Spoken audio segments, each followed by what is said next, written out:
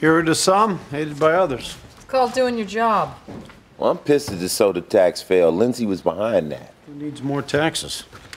The taxes already go to soda, a $4 billion subsidy for the corn syrup industry.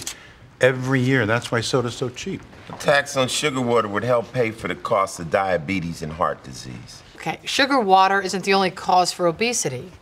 At least Lindsay was helping the little guy. The little guy, brought to you by Cola Now. Ah, refreshing. Come on, money put to good use is good. Cola Now really cared about poor kids. They wouldn't go plastering their logo all over the place. Well, maybe Lindsay knew deep down that she was doing the devil's work, so she went back to using drugs. Well, except that her tox screen came back negative. Well, it only tests popular drugs, cocaine, meth, X. PCP isn't on the standard screen anymore. Okay, so maybe she thought she could breathe underwater.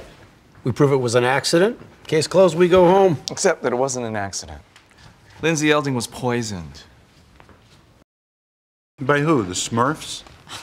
Warner found mushrooms in Lindsay's guts, ran the DNA, and ID'd 4 species from South America.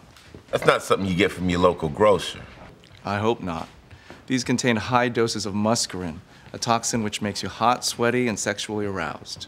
I'm hot. I'm wet.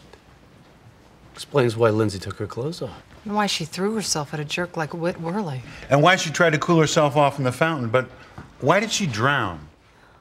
Muscarine toxicity can lead to respiratory failure. Lindsay took her last weak breaths underwater, but she would have died anyway. So one of Lindsay's enemies slipped her a deadly cocktail of shrooms. But when?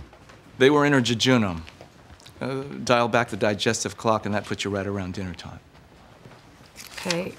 Her calendar says she was at a fundraiser at a place called Wishing Time. They were giving out free jungle gems.